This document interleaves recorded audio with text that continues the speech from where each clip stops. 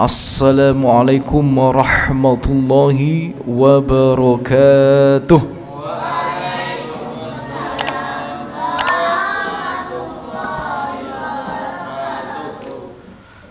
Taib, Alhamdulillahi Rabbil Alamin wal akibatu lil muttaqin. Segala puji hanya pantas kita panjatkan kepada Allah yang telah memberikan kita nikmat begitu banyak. Dan Allah berpesan kepada kita semua hamba-hambanya, para manusia, dengan pesan yang sangat indah.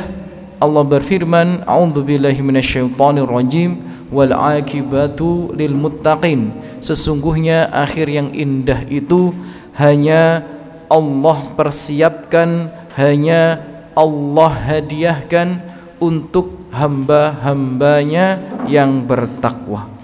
Ya. Jadi akhir yang indah itu Allah persiapkan, Allah hadiahkan untuk hamba-hambanya yang bertakwa.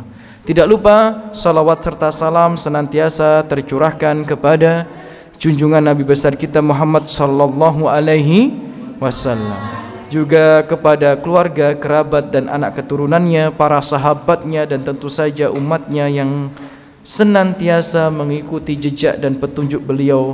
Salatu wassalamu alaihi. Taib. Ikhwati fillah, saudara-saudariku rahimani wa rahmakumullah, ya. Melanjutkan pembahasan yang kemarin masih mengenai bab toharoh, ya. Kita sudah membahas tentang macam-macam toharoh. Mohon maaf ya, kita sudah membahas tentang macam-macam najis, ya kan? Bahwa ada beberapa hal yang manusia kebanyakan menganggap itu najis, ternyata tidak, gitu ya. Itu sudah kita bahas juga, ya. Kemudian kita juga belajar bagaimana tata cara mensucikan najis, ya. Kita belajar tata cara mensucikan najis, ya. Kemudian kita belajar bagaimana mensucikan najis, ya, ketika cebok, ya. Ketika cebok itu kita belajar gimana caranya. Apakah harus dengan air? Ternyata tidak harus dengan air, ya. Bisa dengan tisu, batu dan lain sebagainya, yang jumlahnya minimal berapa buah? 3 buah. Nah, kita masih membahas tentang mensucikan najis, dan diantaranya ada beberapa cara, ya, mensucikan najis yang itu merupakan fitrah manusia, yakni kebiasaan atau tradisi yang melekat pada manusia, ya.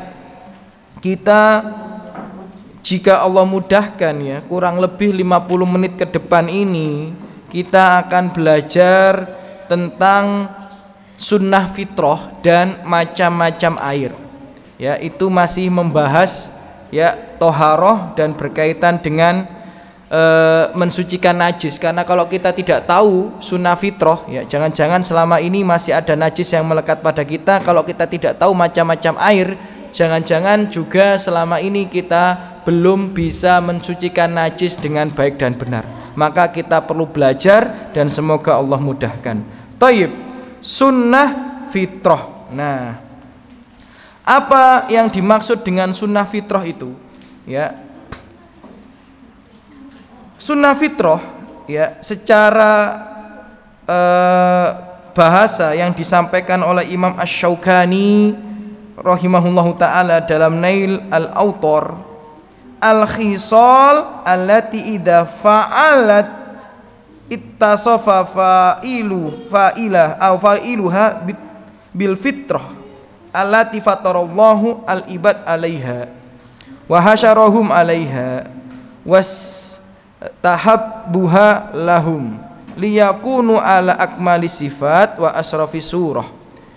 Sunnah fitrah itu adalah suatu tradisi atau kebiasaan yang apabila dilakukan oleh seseorang, maka orang tersebut, ya, sesuai dengan tabiat yang telah Allah tetapkan untuk hamba-hambanya.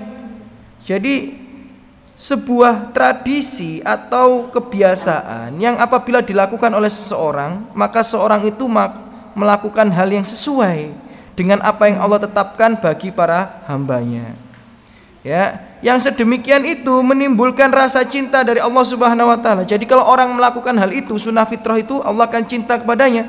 Berarti dinilai ibadah atau tidak? Ibadah. Ya, karena Allah cinta. Nah, itu kurang lebih makna sunnah fitrah. Jadi fitrah, tabiat, kebiasaan, adat istiadat yang melekat pada diri manusia, kalau kita menjalankannya, maka ada kecocokan dengan apa yang Allah tetapkan, kemudian menimbulkan rasa cinta dari Allah Subhanahu wa taala. Taib. Kita baca hadisnya. Ada 2 hadis berkaitan tentang sunnah fitrah itu. Hadis yang pertama, hadisnya sangat sahih, diriwayatkan oleh Imam Bukhari dan Imam Muslim. Qala Rasulullah sallallahu alaihi wasallam, berkata Rasulullah sallallahu alaihi wasallam dari Abu Hurairah, al fitrah khams, sunnah fitrah itu ada khams. Khams itu berapa? Khams itu berapa? 5. Yang pertama al-khitan. Al-khitan itu apa? Khitan, atau bahasa Indonesianya kita ini sunat gitu loh. Ya, khitan. Yang kedua al-istihdad. Istihdad itu memohon maaf, ya, ilmu itu tidak boleh malu untuk kita menyampaikannya. Yang dimaksud istihdad itu adalah memotong bulu kemaluan. Kemudian yang ketiga waqasus syarib, memendekkan kumis. Yang keempat wa taklimul adhar, memotong kuku, ya, jari jemari, ya, kuku jari jemari. Kemudian yang kelima wa natful ibd, yakni mencabut bulu ketiak. Ya, itu baru 1 hadis. Di hadis yang lainnya, sunnah fitrah ada 10, kata Rasulullah sallallahu alaihi wasallam. Dari Aisyah ini, qala Rasulullah sallallahu alaihi wasallam, Rasulullah sallallahu alaihi wasallam bersabda, asyar minal fitrah, ada 10 sunnah fitrah. Yang pertama qasus syarib, memendekkan kumis. Yang kedua wa ifa'ul lihyah, yakni memanjangkan jenggot. Wasiwak, yakni bersiwak, yang nomor 3. Yang nomor 4 wal istinsyak al-ma, yakni istinsyak itu apa? Memasukkan air ke dalam hidung. Jadi orang istinsyak itu masukkan air ke dalam hidung, dikeluarkan, bersihin hidung dengan air, itu ya sunnah fitrah. Nomor berapa? 4. 1, 2, 3, 4. Yang nomor 5 waqasul atfar, yakni memotong kuku jemari. Yang nomor 5 1, 2, 3, 4, 5. Oh, 1, 2, 3, 4, 5. Oh, 5 ya. Jadi nomor 5 itu memotong jari jemari kuku. Mohon maaf ya, kuku jari jemari. Yang nomor 6 wa ghuslul barajimi, mencuci barojim. Barojim itu apa? Barojim itu sela-sela bagian tubuh. Contoh sela-sela, mohon maaf ya, sela-sela bagian tubuh itu ya ketiak, selakangan, kemudian belakang telinga gitu ya.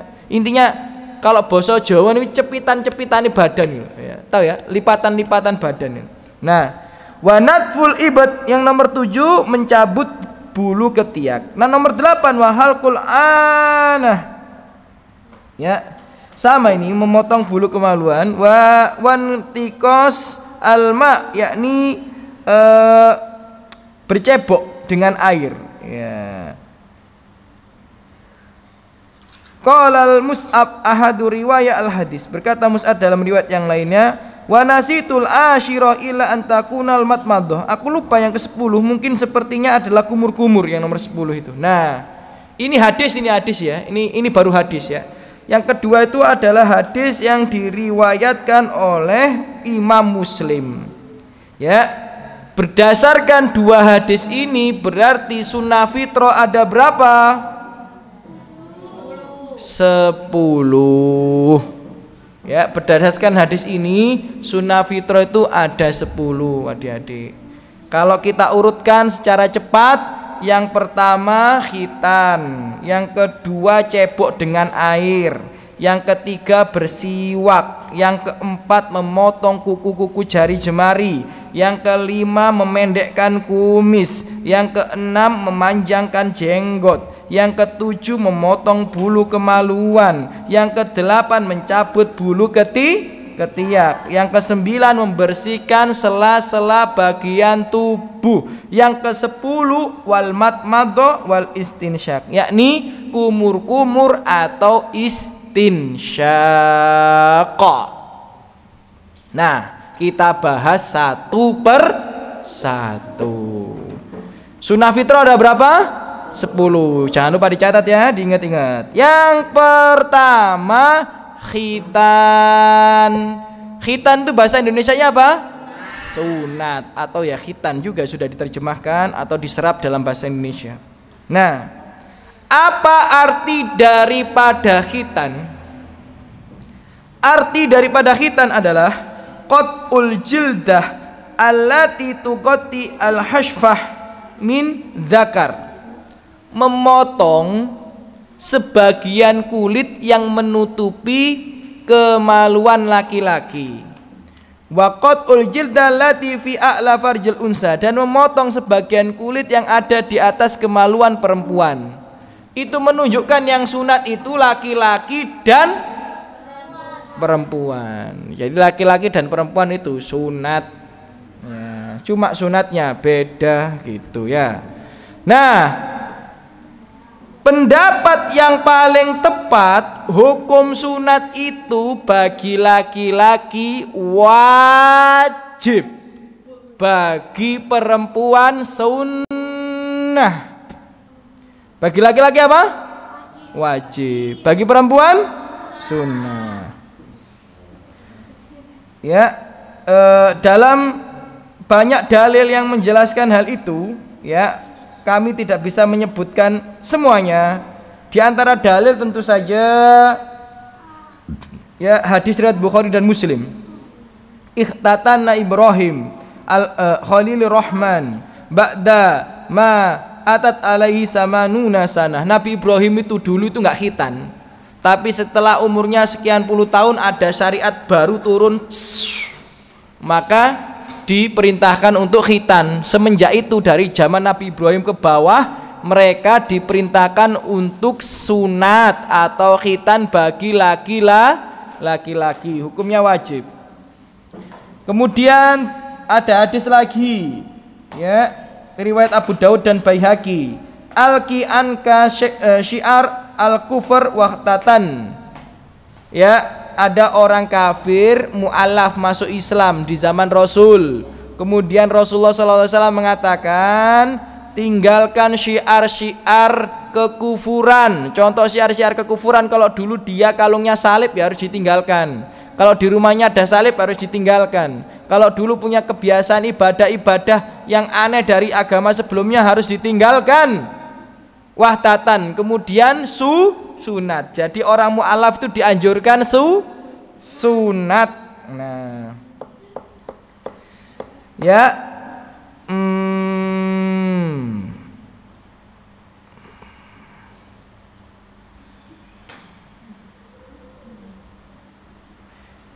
lah kemudian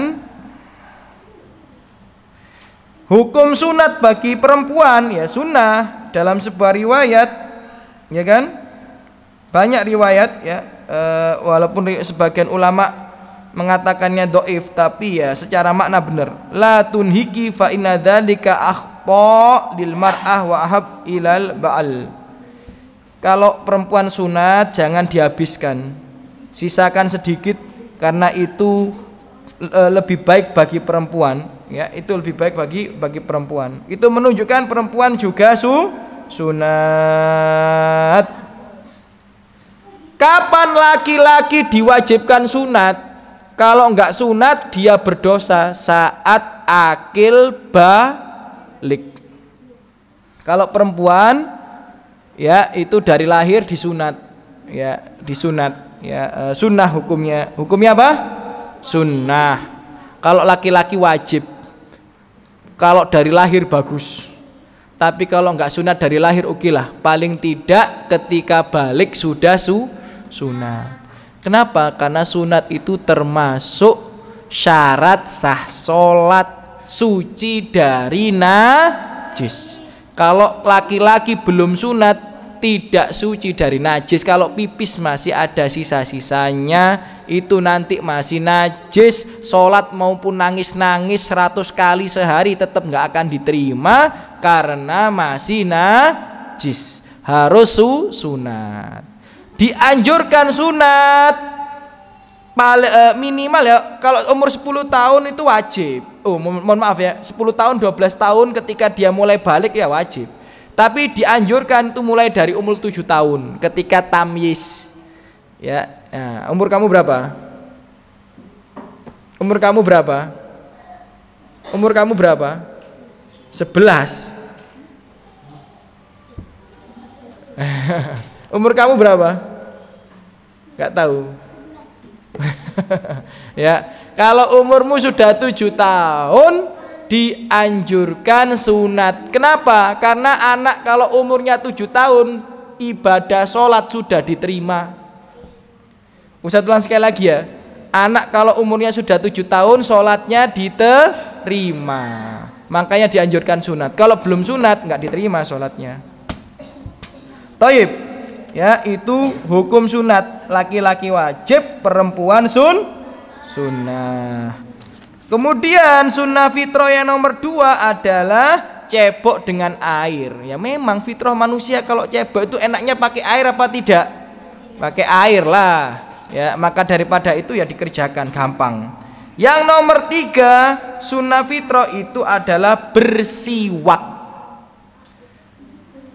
Bersiwak secara arti adalah istiqmal ud au nahwihi fil asnan, menggunakan kayu siwak atau semisalnya untuk membersihkan gigi, liyut hib as-sufra wa ghairaha anha, untuk menghilangkan kotoran-kotoran dan warna kuning pada gigi atau semisalnya. Jadi orang itu dikatakan bersiwak nggak harus pakai kayu siwak, boleh pakai sikat gigi, itu sudah masuk kategori bersiwak. Ya, tapi kalau pakai kayu siwak itu lebih baik karena Nabi kalau membersihkan mulutnya pakai apa? Kayu siwak. Ya. Jadi kalau kalian sikat gigi dengan niat ibadah itu sudah termasuk ibadah kepada Allah. Hukum siwak ini sunnah muakkadah. Hukumnya apa?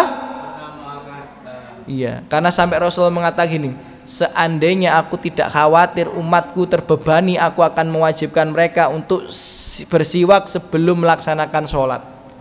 Itu menunjukkan siwak ini hukumnya sunnah muakkadah, hampir-hampir menjadi wajib.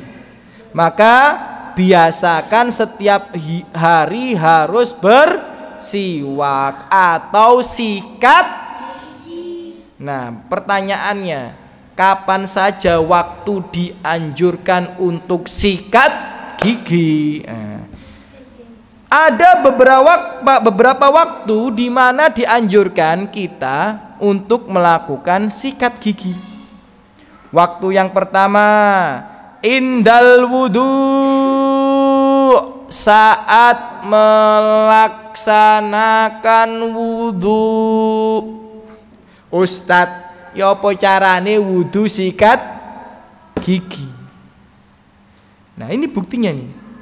Rasulullah bersabda dalam hadis riwayat Bukhari, laula an asyqa ala ummati, seandainya aku tidak khawatir memberatkan umatku, la amartuhum bisiwaki ma'al wudu'i, aku akan memerintahkan mereka untuk bersiwak menggosok giginya saat berwudu. Terus gimana caranya? Gini, kalau kalian berwudu sambil sikat gigi itu caranya gini. Kalian berwudu pakai keran apa tidak?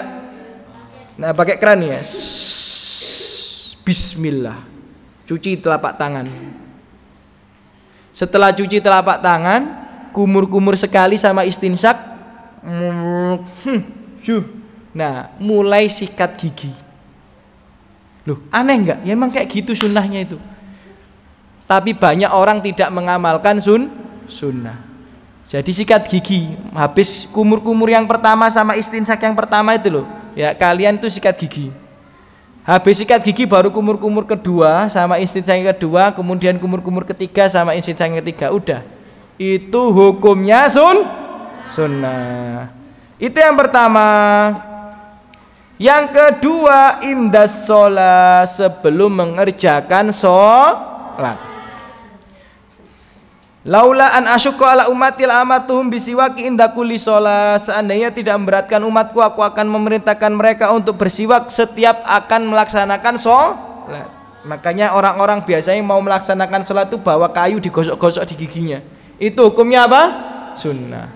Jangan sampai ketika iqamat Allahu Akbar, asyhadu an la ilaha illallah, asyhadu anna kamu sikat gigi di masjid. Nah, ini sunnah ini. Enggak juga gitu maksudnya ya.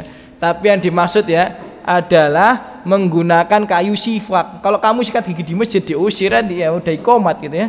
Ya, jadi pakai kayu siwak kalau pas iqamat. Number 3. Nomor berapa? Nomor 3. Ya. Inda qiraatil Quran, saat akan membaca Al-Quran. Innal abda idza qama yusalli atahu malak faqama khalfahu yastami'ul Quran wa yadnu fala yazal yastami' wa yadnu hatta yadfahu ala fihi. Kita itu kalau ngaji, khususnya ngaji saat sholat, loh Ustadz kok ngaji itu saat sholat itu gimana sih? Ya Nabi dengan para sahabat itu sering ngajinya itu saat sholat. Kita ini yang jarang ngaji saat sholat. Jadi cara menjaga hafalan Quran terbaik itu kalian murojaah saat sholat. Ketika sholat sunnah itu, misal sholat tahajud atau sholat duha, amin. Baca Alif Lam Mim dzalikal kitabul la raiba fihi hudanil muttaqin. Yaitu cara memurojaah Al-Qur'an supaya ingatannya kuat itu adalah dibaca saat sholat. Nah, kalau orang tuh saat sholat ya baca Al-Qur'an, dia akan didekati oleh malaikat sampai malaikat tuh menempel di dekat wajahnya untuk mendengar dan mencium bau mulut dia karena membaca Al-Quran. Bayangkan kalau kita nggak sikatan 1 bulan, malaikatin deket, alhamdulillah rabbil alamin, semaput malaikatnya. Jadi sikat gigi ya, naudzubillah ya, bukan berarti gitu ya. Emang masa kita malaikat mendekat kita kasih bau mulut kan nggak juga kan? Ya itu ya. Jadi sunnah ya sunnah. Nomor 4, inda dukhulil bait, sebelum memasuki rumah, sunnahnya itu sikat gigi. Yo opo Ustaz? Bukane sikat gigi ini nang kamar mandi. Masa mau masuk rumah itu sikat gigi? Berarti sikat giginya disiapkan di depan rumah dong Ustaz, kan ribet. Nah kan aku bilang zaman dulu kan nggak ada sikat gigi yang ada odolnya itu, yang ada kan sikat gigi yang pakai kayu gitu ya, di luar gitu ya, terus masuk gitu. Biar kalau ketemu istrinya mulutnya wangi ya, biar ketemu istrinya mulutnya apa? Wangi. Taib, itu 5 keadaan di mana seseorang itu disunahkan untuk menggunakan apa sih? Siwak. Kemudian yang nomor 4 adalah memotong kuku-kuku jari jemari. Tadi ya, sunnah fitrah yang nomor 4 kan memotong kuku-kuku jari jemari. Kalian potong kuku apa tidak? Astagfirullahaladzim. Kalian potong kuku apa tidak? Ya potong kuku lah, kalau diniatkan karena Allah jadi ibadah. Tapi potong kuku itu ada batas maksimal. Jadi jangan melebihi batas itu. Kalian seminggu nggak potong kuku, oke aman. 2 minggu nggak potong kuku, oke aman. 3 minggu nggak potong kuku, oke aman. 4 minggu nggak potong kuku, aman. Ya. Berapa batas paling lama tidak potong kuku? Ahsanti, 40 hari gitu ya. Dalam sebuah hadis, kita lana fi qasi syarib wa taklimul atfar wa naftul ibad wa halaqul anah alla tutrok aksar min arba'ina lailah. Rasulullah Shallallahu Alaihi Wasallam memberikan batasan waktu kepada kami untuk memotong kumis, memotong kuku-kuku jari jemari, tangan, kaki gitu ya, mencabut bulu ketiak dan memotong bulu kemaluan ya, agar tidak meninggalkannya, membiarkannya lebih dari 40 hari. Jadi kalau kalian ya motong kuku ditunda lebih dari 40 hari menyelisih sunnah. Ketiaknya, bulunya dibiarkan kayak hutan belantara lebih dari 40 hari, kalian menyelisihi sunnah. Ya, jadi laki-laki juga ya kumisnya jangan lebih dari 40 hari. Mohon maaf kalau bahasa kami kurang sopan, tapi hadisnya memang kayak gitu nih. Hadisnya sahih, diriwayatkan oleh Imam Muslim. Bulu kemaluan juga tidak boleh dibiarkan ya tumbuh subur begitu saja, harus dipotong, tidak boleh lebih dari 40 hari. Ingat ya, ada 4 hal itu tidak boleh lebih dari 40 hari tidak dipotong ya, dimulai dari kumis, kuku, ketiak dan bulu kemaluan. Kemudian kalau ada ustadz atau ustadzah nggak jelas ngomong jangan potong kuku hari Senin, jangan potong kuku hari Rabu, itu ngedabrus ya, itu nggak ada dalilnya, itu ajaran yang sesat. Potong kuku kapanpun, bahkan nggak harus hari Jumat ya, nggak harus hari Jumat ya, selama tidak lebih dari 40 hari. Cuma jangan potong kuku di masjid kemudian bekas kukunya ditinggal gitu aja. Jangan gigit-gigit kuku terus dibuang begitu saja. Naudzubillah min dzalik, jorok ya, potong dengan baik. Kemudian yang nomor 5, qasus syarib, memendekkan kumis.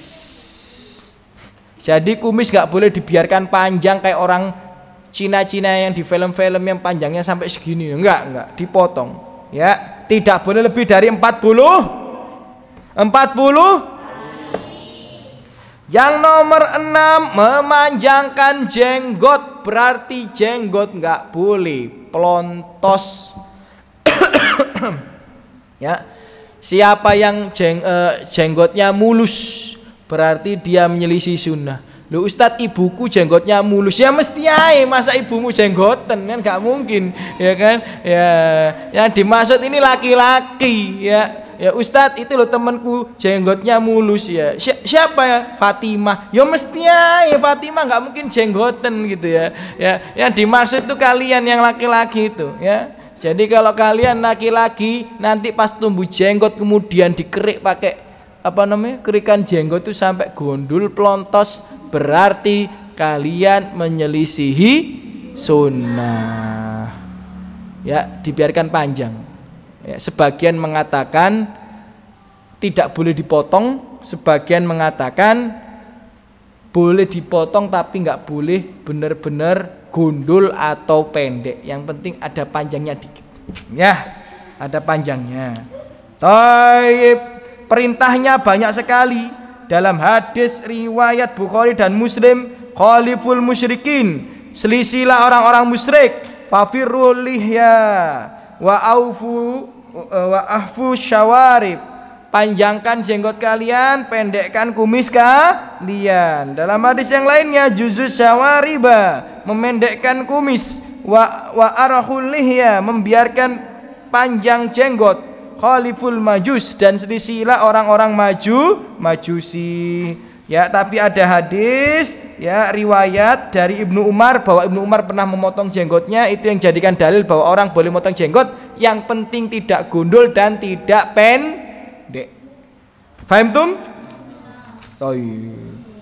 Nah, itu memanjangkan jenggot. Ustadz, jenggot saya cuma 4 biji Ustadz. Kalau panjang ini loh Ustadz jelek. Ya, jenggot saya cuma 4 biji kalau panjang jelek. Jelek itu tergantung. Ya, tergantung siapa kamu, tergantung bagaimana keadaanmu gitu ya. Antum itu tampan di mata orang yang mencintaimu. Iya. Yeah. Dan kamu itu cantik di mata orang yang menyayangimu. Wis ngono ae, gak usah repot-repot ya. Ya, kalau kita dipuji tampan sama istri orang ya buat apa? Yang penting kan dipuji tampan sama istri sendiri. Ya, kamu juga gitu. Percuma kamu dipuji cantik sama suami orang. Yang penting kan dipuji cantik sama suami sendiri gitu. Ya kan? Ya, jadi pendek tidaknya banyak atau tidaknya nggak ada alasan kalau disuruh tidak boleh gundul jenggot ya jangan digundulin ya. Dan laki-laki itu ya karakternya harus berjenggot ya, tidak boleh ya pelontos kayak film-film drakor Korea itu ya. Ngapain laki-laki pelontos? Itu laki-laki apa perempuan? Masa mukanya kayak perempuan? Nggak ada bedanya dengan perempuan, plastik semua ya kan. Nah, jadi laki-laki itu pakai jenggot gitu ya. Dan keyakinan orang kalau perempuan nyapunya nggak bersih nanti suaminya jenggoten itu keliru juga. Ya, kalau gitu mending nyapunya nggak usah bersih-bersih, biar suaminya jenggoten kan gitu. Nggak juga gitu ya. Ya nggak gitu konsepnya ya, nggak gitu konsepnya. Keyakinan seperti itu harus ditinggalkan. Intinya usahakan memelihara jenggot bagi laki-laki. Mohon maaf ini kalau kami kurang sopan. Yang nomor 7 adalah al-istihdad, yakni memotong bulu kemaluan. Ya, kalau sudah balik pasti tumbuh bulu kemaluan. Kalau sudah balik pasti tumbuh bulu kemaluan. Nggak boleh dibiarkan seperti hutan belantara, nggak boleh. Ya, setiap 40 hari sekali minimal dipotong gitu ya, dipotong ya. Kemudian yang nomor 8 mencabut bulu ketiak. Ustadz, kalau dicabut kok sakit sekali Ustadz, cetak-cetak, aduh gak kuat Ustadz, biarkan tumbuh seperti hutan belantara aja Ustadz. Nggak boleh gitu ya. Ya, mencabut itu sunnah baik, tapi kalau nggak bisa dicabut, mau dipotong, mau dikerok, mau pakai fit, monggo silahkan. Wong Ustadz ini kadang-kadang juga motong bulu ketiak itu pakai fit. Kalian tahu fit itu ya? Ya, jadi kalau kalian beli di Indomaret ada namanya fit. Itu kayak atau krim yang lainnya lah sama. Ya, ditaruh di ketiak, ditunggu 5 menit rontok semua bulunya. Nggak usah dikerik, nggak usah dicabut, ya kan, gampang gitu ya. Kalau nyabut mungkin agak lama, kalau ngerik nanti malah iritasi, keteknya hitam, ya kayak aspal misal gitu ya, mending pakai fit itu ya biar cepet gitu ya. Jadi kasih krim 4 menit 5 menit rontok sendiri bulu keteknya ya, itu untuk ketek tuh, kalau cabuti sakit itu ya, ala kulihal ya. Jadi yang dicabuti sunnah dicabuti bulu ketek aja, kalau yang lainnya dipotong nggak apa-apa ya, dipotong tidak mengapa. Kemudian sunnah yang nomor 9 apa yang sudah kalian catat di situ? Apa? Ghuslul barojim, membersihkan sela-sela bagian anggota tubuh. Berarti ini disunahkan kalau mandi pastikan kalian bersih.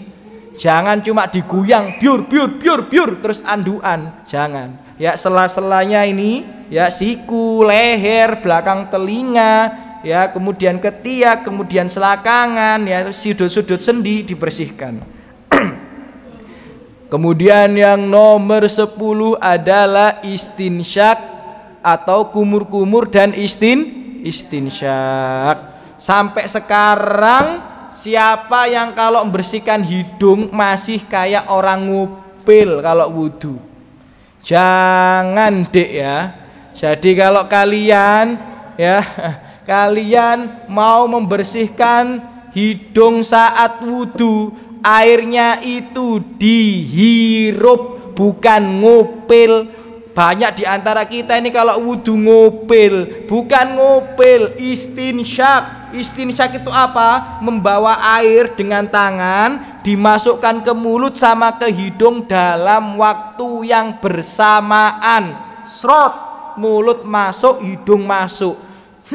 Keluar air dari hidung, mulutnya dikumur-kumurkan dulu airnya kemudian dikeluarkan. Itu sunnah dalam berwudu. Jadi jangan sampai kalian sudah umur 10 tahun wudu masih ngupil-ngupil kayak gitu. Jangan. Ya wudu tangannya dilebokno nang irunge tambah gede tambah mekar irunge. Jangan. Ya istinsyak dimasukkan. Gitu ya. Gitu ya. Gitu ya. Tapi jangan kenceng-kenceng nanti sakit masuk ke kepala kalian. Thayyib. Itu 10 sunnah fitrah. Kita masuk pada macam-macam pembagian air. Apa? Macam-macam air.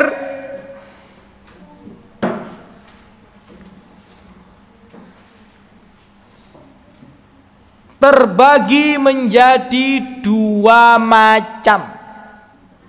Macam yang pertama al-ma'u at-tahur, yakni air yang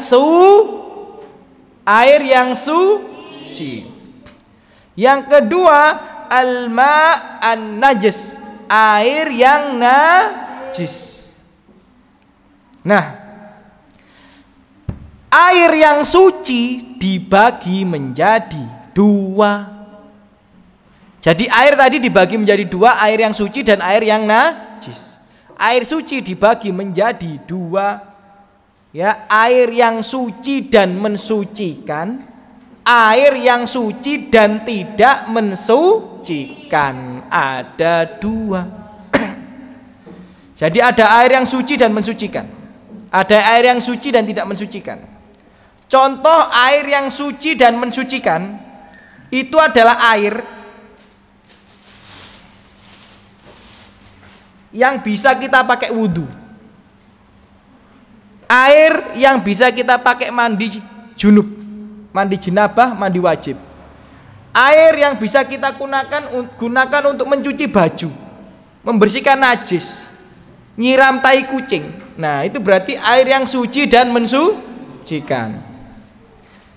Ya, wa yunazzilu alaikum minas sama'i ma'an liyutahhirakum bihi. Dan Allah turunkan air dari langit untuk mensucikan. Berarti air hujan itu suci. Kemudian dikatakan juga huwa at-tahuru ma'u al-hillu maitatu. Air laut itu juga suci airnya. Berarti boleh nggak wudhu dengan air laut? Boleh nggak wudhu dengan air hujan? Boleh nggak wudhu dengan air sumur? Boleh. Boleh nggak wudhu dengan air sungai? Boleh. Pakai air danau boleh, pakai air ini boleh. Yang penting kalau bahasa kita itu air bening gitu loh, itu suci dan mensucikan. Ada air yang suci, bat walakin tidak mensucikan. Nah, larutan cap kaki 3 terdiri dari air. Loh, berarti yang paling banyak kemasan ini ada airnya. Pertanyaannya, ini halal diminum apa tidak? Berarti suci apa najis? Suci. Bisa kalian wudhu pakai ini? Kenapa nggak bisa? Peliket Ustadz, bukan masalah peliketnya, karena ini air suci tapi tidak mensucikan. Ini air ini suci karena boleh diminum tapi tidak mensucikan. Kopi diminum nggak? Teh diminum nggak? Berarti suci apa najis? Suci lah. Kalau najis nggak boleh diminum gimana ya? Boleh kalian wudhu pakai air kopi? Boleh kalian wudhu pakai air teh? Ya, itu contoh yang nomor 2. Berarti ada air yang suci dan mensucikan, ada air yang suci tapi tidak mensucikan. Faham tum? Ustadz, kalau airnya berubah sedikit Ustadz, apakah dia nggak bisa digunakan untuk berwudu? Misal kalian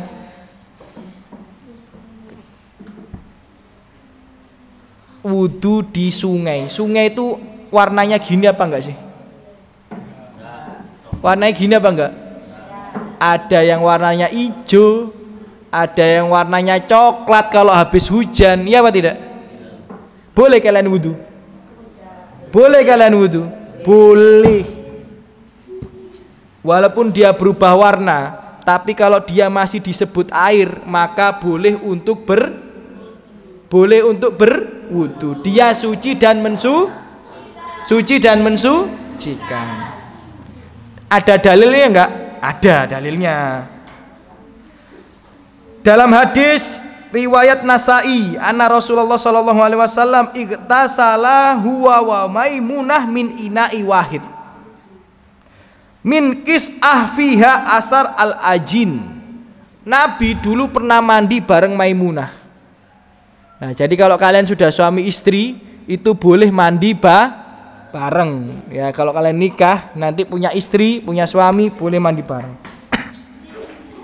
Nabi pernah mandi bareng sama Maimunah, tapi bak air yang digunakan mandinya Nabi itu bekas bak adonan roti. Ayo coba dibayangkan. Adonan roti, ada sisa-sisa tepung apa tidak? Kalau orang bikin adonan roti ada sisa-sisa adonan tepung apa tidak? Ada. Lah itu diisi air, kemudian digunakan mandi sama Nabi. Dan dikatakan fiha asar al-ajin, ada bekas-bekas tepung roti. Berarti airnya butek apa bening? Butek. Tapi digunakan mandi junub, digunakan wudhu sama Nabi. Itu menunjukkan walaupun air berubah warna, selama masih kebanyak airnya, ya, selama itu masih kayaknya masih air, maka boleh. Bukti yang lainnya, sunnahnya itu kalau orang meninggal dimandikan pakai air daun bidara.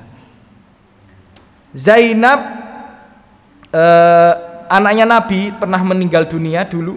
Kemudian Rasulullah berpesan kepada wanita-wanita yang memandikan jenazahnya, igsilnaha salasan. Mandikan jenazahnya Zainab itu 3 kali, bima dengan air, wasider, ya, dengan air dicampur daun bidara. Waja'alna fil akhirah kafuran, kemudian kafuron, kemudian di akhir pencucian jenazah cuci dengan air kapur barus, ya. Berarti yang pertama, yang kedua air dicampur daun bidara. Bayangkan air dicampur daun bidara diudek, kira-kira budek apa bening?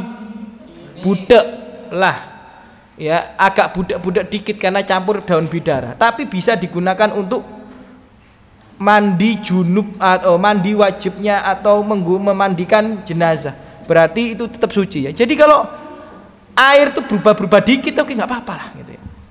Misal ada air di bak kamar mandi yang nggak dicuci setahun, misal, ya kan, warnanya kan agak hijau-hijau dikit gitu ya, ya tetap boleh, ya, boleh digunakan untuk bersuci, ya.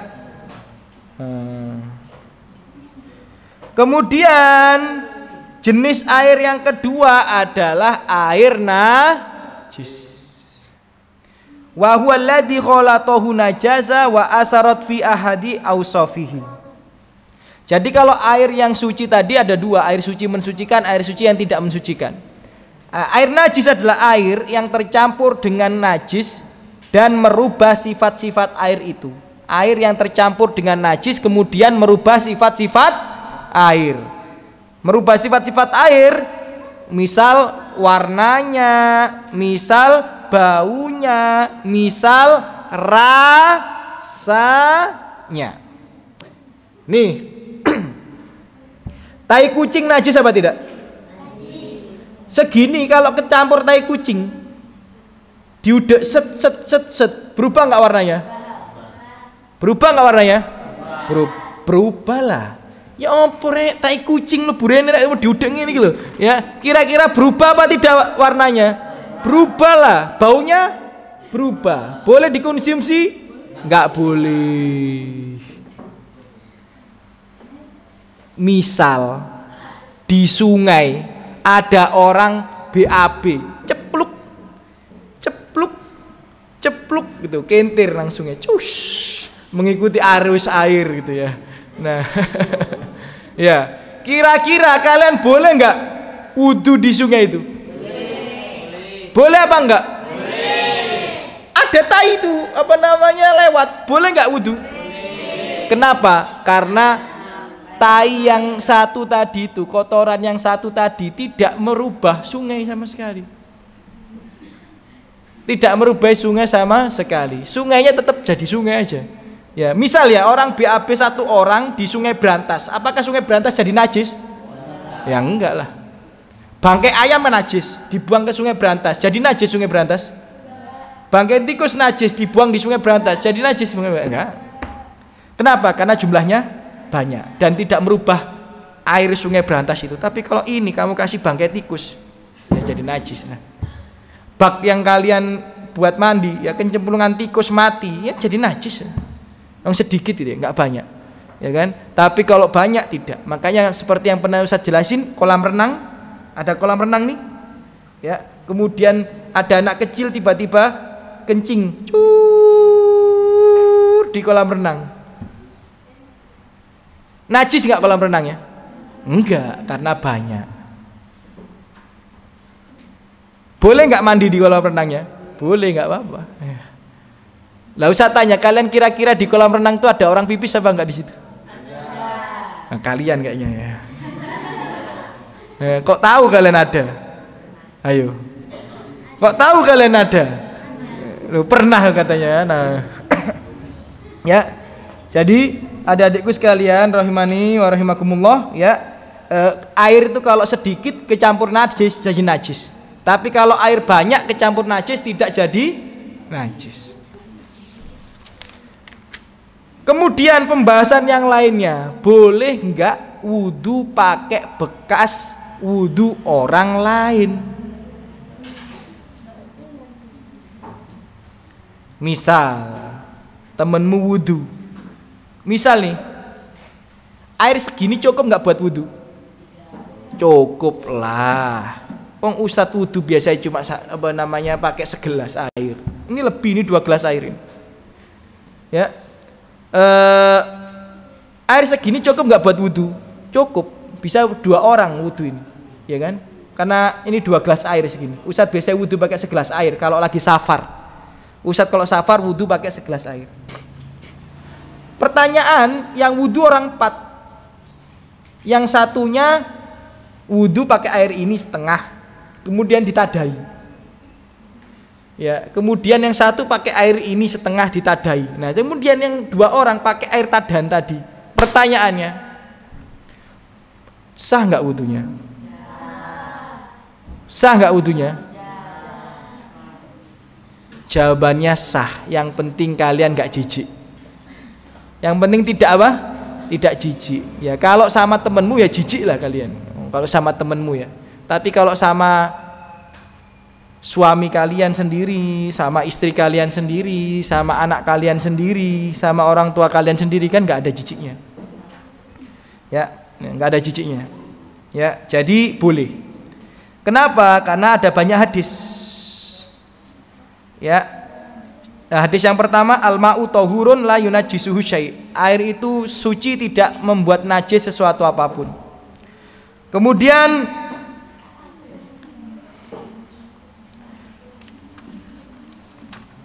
dalam hadis yang lainnya,